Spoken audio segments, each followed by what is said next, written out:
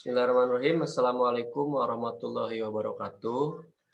Selamat pagi semuanya, rekan-rekan mahasiswa MPM tahun 2020. Kami dari kelompok 5 izinkan untuk mempresentasikan hasil kerja kelompok mengenai panduan penggunaan Edpuzzle. Kelompok kami, kelompok 5, terdiri dari saya sendiri Kusyanto, yang kedua Ibu Elok Paikoh, yang ketiga Ibu Barlianti Aprilia, dan yang keempat Ibu Susilawati. Baik, untuk presentasi kali ini, yang pertama, sesi pertama akan saya sampaikan sendiri. Di sini ada beberapa yang akan kita tampilkan pada presentasi kali ini. Yang pertama, pengertian Edpuzzle. Yang kedua, cara mendaftar dan membuka Edpuzzle. Yang ketiga, membuat kelas dan integrasi dengan Google Classroom. Yang keempat, membuat konten video pembelajaran pada Edpuzzle. Dan yang kelima, hasil kerja siswa.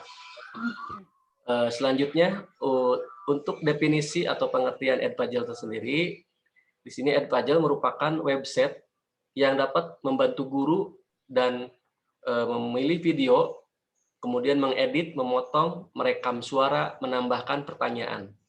Dengan Edpuzzle, kegiatan menonton video dapat lebih interaktif dan melibatkan siswa secara aktif dalam pembelajaran. Selanjutnya, manfaat Edpuzzle itu sendiri, yang pertama dapat mengubah video apapun menjadi klip Bapak dan Ibu. Yang kedua, dapat menggunakan sumber daya dari orang lain yang telah diposting melalui YouTube, Khan Academy, TEDxL, National Graphic, dan sejenisnya, atau dapat Bapak dan Ibu guru mengunggah videonya sendiri ke Edpuzzle. Yang ketiga, bisa melihat progres presentasi penyelesaian, sehingga Bapak dan Ibu guru akan tahu siapa saja siswa yang telah tuntas menonton video dan menjawab pertanyaan. Edpuzzle juga dapat ditambahkan tanggal selesai tugasnya. Selanjutnya, dapat menyematkan pertanyaan di seluruh video. Video terhenti secara otomatis dan bergerak maju setelah pertanyaan mendapatkan respon dari siswa. Dalam artian siswa setelah menjawab, baru video itu bisa mutar lagi. Gitu. Nah, selanjutnya, yang kelima, dapat memberikan tanggapan umpan balik untuk ditampilkan secara respon siswa terkirim, sehingga siswa menerima umpan balik segera. Yang terakhir, laporan yang dihasilkan menunjukkan tanggal penyelesaian, nilai, dan tanggal penyerahan. Pertanyaan Bapak dan Ibu secara otomatis dapat dinilai di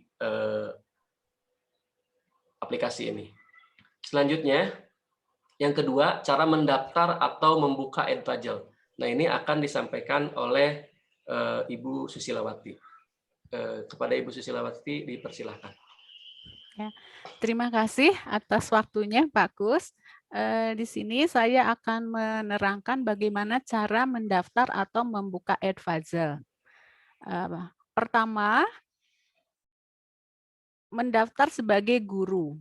Di sini daftar dengan akun belajar.id atau akun pribadi. Langkah kedua itu adalah memilih Bagus.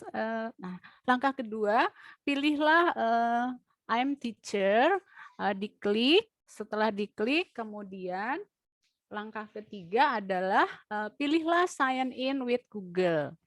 Jadi setelah memilih itu sign in with Google, kemudian pilih akun Google Anda.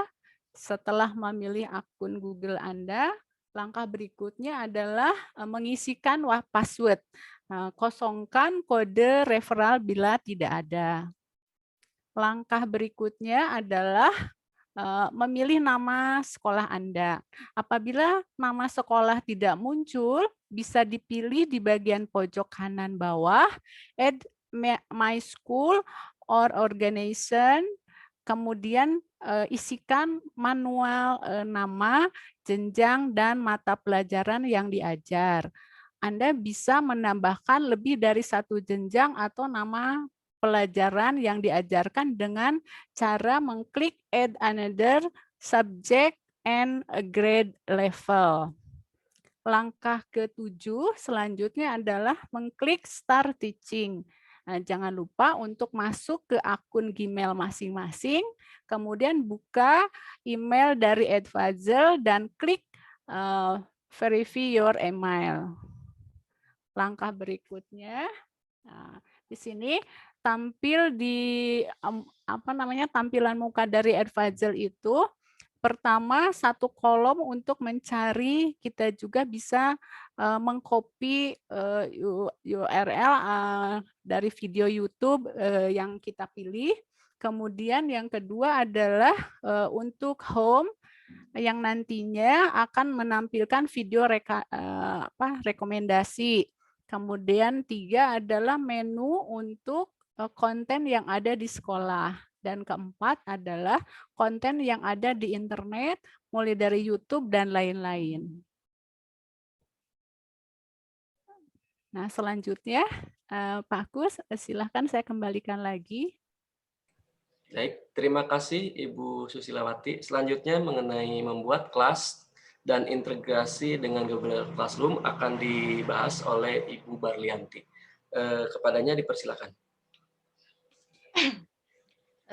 Baik, terima kasih atas waktunya. Di sini saya akan menyampaikan bagaimana membuat kelas dan integrasi dengan Google Classroom. Selanjutnya, Pak Kus. Di sini yang pertama, pilih My Class. Kemudian selanjutnya, pilih Google Classroom. Selanjutnya, Pak Kus. Kemudian di sini yang ketiga, pilih Connect LMS Class. Selanjutnya, pilih atau klik Google Classroom. Selanjutnya, klik pilihan yang kedua atau seperti yang terlihat pada gambar. Kemudian, klik Continue. Di sini akan muncul Windows baru. Kemudian, pilih akun Gmail atau Google Classroom Anda. Selanjutnya, pilih Allow untuk memberikan izin Edpuzzle mengakses akun Google. Kemudian selanjutnya pilih kelas yang sudah ada di Google Classroom. Kemudian tentukan grade level dan subjek. Setelah itu pilih Import Class. Selanjutnya, untuk melihat daftar siswa, silakan klik Class Member. Kemudian apabila di Google Classroom ada tambahan siswa baru, silakan pilih Import Student. Kemudian mungkin itu yang bisa saya sampaikan. Saya kembalikan lagi ke operator. Terima kasih Ibu Barlianti. Selanjutnya mengenai pembahasan yang keempat, membuat konten video pembelajaran pada Edpuzzle akan disajikan oleh Ibu Elok. Dipersilakan Ibu Elok. Terima kasih Pak Kusyanto. Assalamualaikum warahmatullahi wabarakatuh. Selanjutnya saya akan membahas mengenai cara membuat konten video pembelajaran pada Edpuzzle. Nah, tadi kan tampilan muka Edpuzzle seperti ini ya, tampilan muka Edpuzzle-nya seperti ini. Kita bisa, nah untuk membuat video, kita pilih konten. Belum Pak Kus? Nah, kita pilih menu konten di atas. Ini di atas ada menu konten, gradebook, dan my class. Kita pilih yang menu konten. Kemudian di sini ada banyak sekali pilihan video. Kita bisa mengambil video dari berbagai sumber. Itu di sebelah kiri ada popular channel. Jadi ada Edpuzzle. Itu kalau Edpuzzle berarti video-video yang sudah dibuat oleh orang-orang di Edpuzzle. Kemudian kita bisa mengambil dari YouTube, ada Khan Academy, ada National Geographic, ada TED Talks, dan sebagainya gitu ya. Kita bisa memilih video-video yang sudah ada. Nah, saya akan mencontohkan bila kita mengambil dari YouTube. Maka kita buka browser YouTube. Nah, ini buka playlist yang ada di akun YouTube kita. Kita pilih video yang mau kita pakai. Misalnya kita akan mencari materi tentang keliling dan luas segitiga. Kita cari kita masukkan kalimat itu, kemudian nanti akan muncul berbagai pilihan video. Atau kita bisa juga menggunakan video pembelajaran yang sudah kita buat sendiri dan kita upload ke YouTube, itu bisa. Nah, setelah kita menentukan video yang akan kita pilih, next Pak Gus. Nah, selanjutnya setelah kita menentukan video mana yang mau kita pakai, kita copy linknya di bagian atas. Ini yang biru ya, di bagian alamatnya itu kita copy linknya, kemudian next Pak. Nah, kita pastekan di bagian atas Edpuzzle. Kita kembali ke halaman Edpuzzle, kemudian kita pastekan di bagian atas yang search itu, di kolom search Edpuzzle. Kemudian enter. Setelah itu, Pak Kus, next. Nah, setelah di enter, otomatis video yang tadi kita pilih dari YouTube akan masuk ke dalam Edpuzzle. Tampilannya seperti ini. Nah, setelah video itu masuk ke dalam Edpuzzle, kita kemudian bisa mengedit video ini. Ada beberapa menu edit di atas. Ini ada cut, ada voice over, dan ada question. Menu cut ini digunakan untuk memotong video. Jadi jika ada beberapa bagian video yang tidak akan kita gunakan, itu bisa kita potong menggunakan menu cut ini. Kemudian ada menu voice over, fungsinya untuk kita memasukkan atau mengisi suara. Jika kita misalnya mau menambahkan penjelasan, bisa kita masukkan voice over di sini. Kemudian ada menu question. Ini menu question ini menu yang paling sering dipakai di Edpuzzle. Fungsinya yaitu untuk memberikan pertanyaan. Nah, di bawah ini ada bagian A dan B di bawah. Nah, fungsinya yang A dan B ini adalah untuk memotong video. Jadi A ini jika kita ingin memotong video dari depan. Caranya tinggal kita drag saja atau kita tarik saja ke bagian menit yang diinginkan. Nanti menit yang di belakangnya itu akan terbuang dengan sendirinya. Nah, kalau yang B ini fungsinya untuk memotong video dari bagian belakang. Sama caranya tinggal di drag saja ke depan sampai mana kita menginginkan video itu. Nah, nanti sisanya akan terbuang seperti itu. Selanjutnya Pak Kus.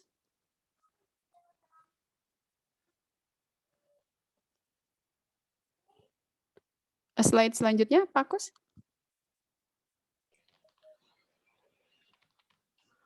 Bentar, Bu.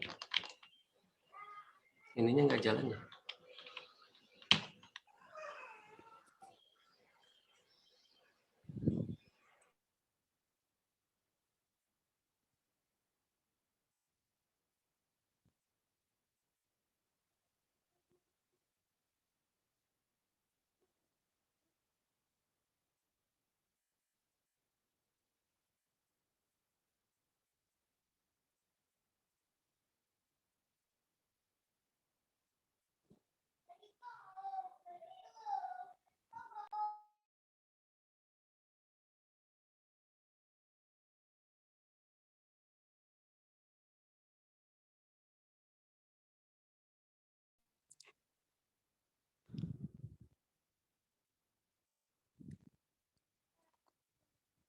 Setelah ini di step kelima. Nah, selanjutnya kita akan mencoba menambahkan pertanyaan. Untuk menambahkan pertanyaan, kita klik bagian question. Nah, di sini tampilannya seperti ini, ada beberapa menu. Menu yang pertama di sebelah kirinya video itu ada multiple choice question. Artinya jika kita akan menambahkan soal pilihan ganda. Kemudian menu open-ended question, jika kita akan menambahkan soal uraian, dan ada note, jika kita akan menambahkan catatan. Ketika kita ingin membuat pertanyaan, kita harus memutar video itu terlebih dahulu dan menentukan durasi menit yang akan diberi pertanyaan. Jadi kita play dulu videonya, di mana kita akan memberi pertanyaan, kita pause, kemudian kita masukkan pertanyaan di situ. Dilanjut di play lagi, di mana kita akan memberikan pertanyaan, di pause lagi, seperti itu seterusnya. Ya, selanjutnya poin ke-6. Nah, jika soalnya pilihan ganda, tampilannya akan seperti ini. Akan ada beberapa text box di sini. Text box yang di atas ini fungsinya itu untuk memasukkan soal. Nah, text box yang di bawah ini memasukkan pilihan-pilihan jawabannya. Jangan lupa di sebelah sininya diberikan tanda centang hijau untuk pilihan jawaban yang benar dan cakra merah untuk pilihan jawaban yang salah. Setelah selesai, kita klik save di sebelah bawah. Selanjutnya, akan muncul tampilan seperti ini. Di sebelah kiri ini akan terlihat soalnya seperti apa, pilihannya seperti apa. Kita menyimpan jawaban benarnya di sebelah mana, di pilihan jawaban mana, itu akan terlihat. Nah, jika ini sudah benar, kita klik continue untuk melanjutkan menambahkan pertanyaan yang lain. Lanjut Pak Kus. Nah, selanjutnya kita bisa menambahkan jumlah pilihan jawaban. Tadi kan pilihan jawabannya itu hanya tersedia 2. Nah, kita bisa menambahkan. Caranya dengan di sebelah bawah itu ada add another answer choice. Tinggal diklik saja, kita bisa menambahkan beberapa pilihan jawaban. Ya, next Pak Kus. Nah, kita juga bisa memberikan gambar, menambahkan gambar, baik itu pada soal ataupun pada pilihan jawaban. Caranya dengan mengklik tanda gambar yang ada pada text box. Ini ya yang diberi tanda merah ini. Nah, kita bisa memasukkan gambar. Next. Gambarnya kita peroleh dari mana? Gambarnya bisa 2, bisa kita upload langsung dari gambar yang sudah tersimpan di komputer ataupun dari kita mencari dari internet. Seperti itu. Kalau sudah memilih, kita klik OK. Lanjut Pak Kus.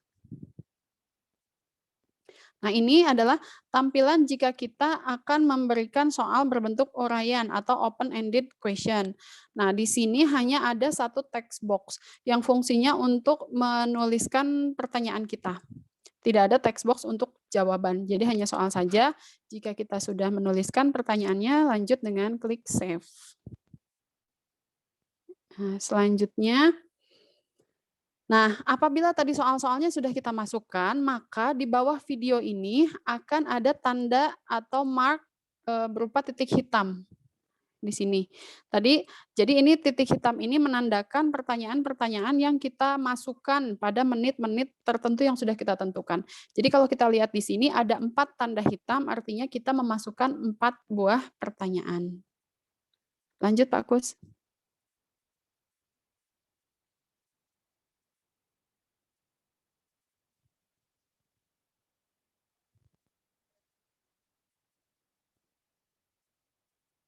Nah, sebelum itu Pak Kus. Nah, di sini ya. Nah, setelah ini kita bisa klik finish. Lanjut. Nah, setelah kita klik finish, artinya kita sudah selesai mengedit video kita, maka tampilannya akan seperti ini. Ini ada video kita, kemudian di sebelah kiri ini terlihat ada video event. Di sini terlihat pada menit keberapa kita memasukkan pertanyaan-pertanyaan dan jenis pertanyaannya terlihat. Ini pada menit ke-1 6 detik ada pertanyaan multiple choice, pada menit kedua 55 detik ada pertanyaan multiple choice dan selanjutnya itu akan ada di sini. Kemudian ada beberapa menu juga di sini. Yang pertama menu assign. Menu assign ini jika kita akan menugaskan video yang sudah kita buat ini kepada siswa yang ada pada Google Classroom. Gitu ya. Dan selanjutnya ada menu share preview. Ini digunakan jika kita ingin melihat hasil video atau melakukan preview. Dan yang terakhir, jangan lupa ini kita rubah settingannya menjadi public. Jadi ini ada pilihannya ada 2, ada public dan apa ya? Public dan apa ya, lupa. Pokoknya kalau kita akan private, public dan private. Jika kita akan membagikan ini kepada siswa, menugaskan kepada siswa, jangan lupa ini settingnya dirubah ke public. Next, Pak Kus. Nah, tadi ketika kita memilih assign tadi, menu yang pertama tadi kan kita memilih assign karena kita akan menugaskan kepada siswa, tampilannya akan seperti ini. Langkah yang pertama kita mencentang kelas yang akan diberi tugas. Kebetulan di sini kelasnya hanya 1, hanya kelas add puzzle kelas. Misalnya di sini ada beberapa kelas, MIPA 1, MIPA 2, MIPA 3. Kita tinggal centang saja. Tugas ini mau diberikan kepada kelas yang mana gitu ya, dicentang. Kemudian kita bisa menentukan jadwal. Kapan soal ini akan muncul atau akan terkirim dan kapan soal ini harus sudah diselesaikan oleh siswa. Itu ada di sebelah kiri dengan menyeting start date dan due date-nya. Ini bisa disetting. Kemudian ada fitur ini, prevent skipping. Ini harus on. Kalau biru ini kan artinya on ya. Ini harus on. Fungsinya apa? Agar siswa tidak mempercepat video. Biasanya kalau di YouTube kita men-skip video ya. Nah, kalau ininya on, berarti siswa tidak bisa men-skip video. Artinya siswa harus menonton keseluruhan video. Seperti itu. Selanjutnya yang harus on juga adalah post on Google Classroom, supaya ini otomatis terintegrasi dengan Google Classroom kita. Jika ini sudah, kita klik assign. Nah, jika itu sudah diklik assign, maka akan muncul di Google Classroom. Tampilannya seperti ini. Akan ada tugas di sini. Di sini Amarashaf Al-Asgar, ini kan yang memposting ya, post a new assignment via Edpuzzle. Jadi yang tadi kita buat di Edpuzzle udah otomatis masuk di Google Classroom. Siswa tinggal membuka ini saja, tugas ini, nanti itu otomatis masuk ke Edpuzzle dan langsung ada video yang harus ditonton dan dijawab pertanyaannya oleh siswa. Begitu saja penjelasan dari saya. Terima kasih. Saya kembalikan ke Pak Kusyanto.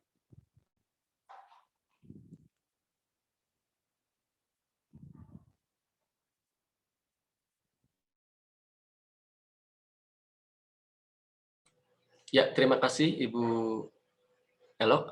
Selanjutnya hasil kerja siswa. Nah, di sini hasil kerja siswa saya akan stop dulu web DPT-nya. Kita akan langsung lihat di aplikasi Edpuzzle dan Google Classroom-nya.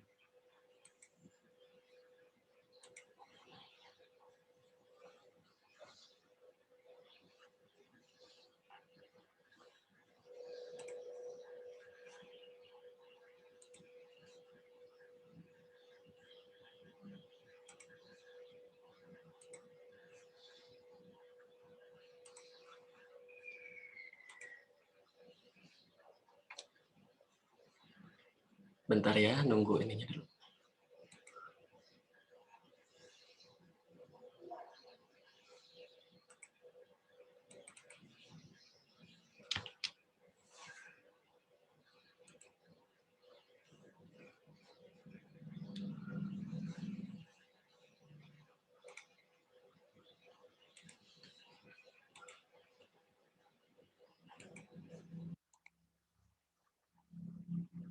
Udah nampak, Bu? Sudah Pak, cuman masih loading. Nah, udah. Nah, ini tampilan Edpuzzle di komputer saya. Nah, di sini ada kolom konten, ya tadi yang sudah dijelaskan oleh Ibu Elok, ada gradebook, ada my class. Nah, di sini ada konten, ada home, ada kurikulum. Nah, ini sekolah, kebetulan saya ngajar di SMP 2 Pagaden. Kemudian my content yang tadi dijelaskan oleh Bu Elok. Pertama, kalau untuk mengupload video, kita pilih di my content, lalu klik di sini.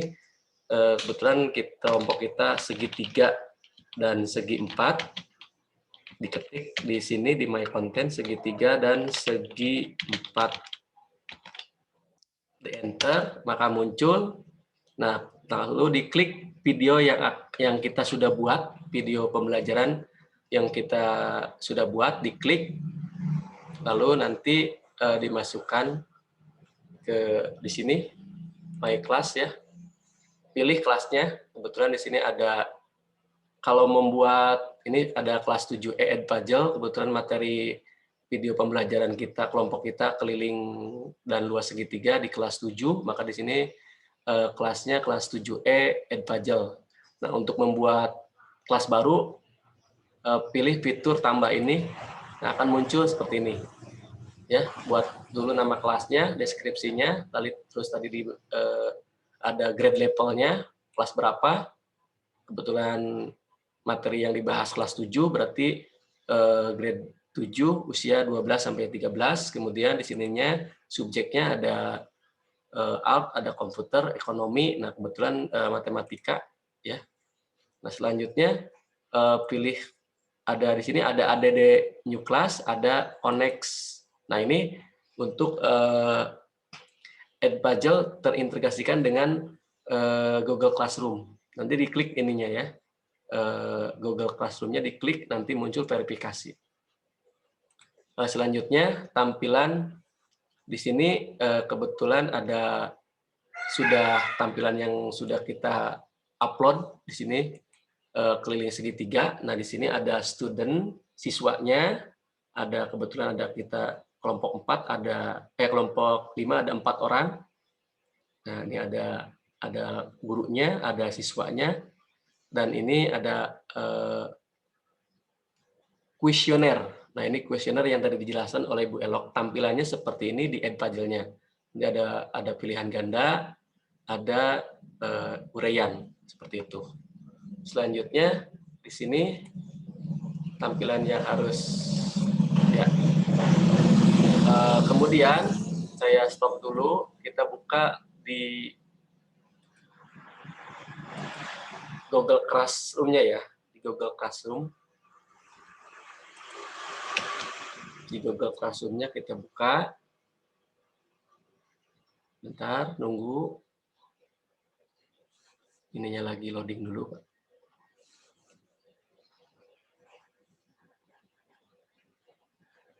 Yang tadi di Edpuzzle tadi sudah diintegrasikan dengan Google Classroom, maka kita buka Google Classroom-nya. Nah, seperti ini. Nanti saya tampilkan dulu di izin share screen dulu.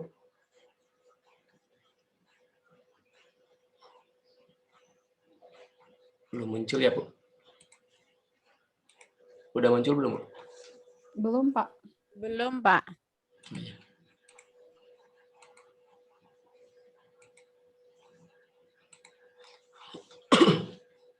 Udah muncul, Bu? Udah, Pak. Nah, Ada. ini merupakan tampilan di Google Classroom kelas 7E Edpuzzle. Di sini ada forum yang di-postnya, ada video yang tadi sudah di-post, tinggal diklik oleh siswa di sini. Nah, di sini ada tugas ya. Ini ada 2, kebetulan kita postingnya 2 video. Nah, ada anggota di sini, ada gurunya, ada siswanya. Nah, di sini nilai langsung tertera di sini. Kalau siswa yang sudah menjawab, sudah memutar video itu dan menjawab, akan muncul skornya di sini. Nah, ini contoh di sini ya. Ini skor siswa yang sudah memutar video pembelajaran di Edpuzzle, di Google Classroom melalui Edpuzzle, dan sudah menjawab pertanyaannya.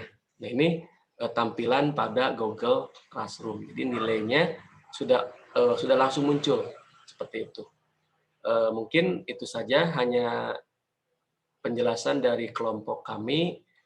Kurang dan lebihnya saya mohon maaf. Jika ada yang ingin ditanyakan nanti di forum diskusi LMS. Terima kasih. Assalamualaikum warahmatullahi wabarakatuh.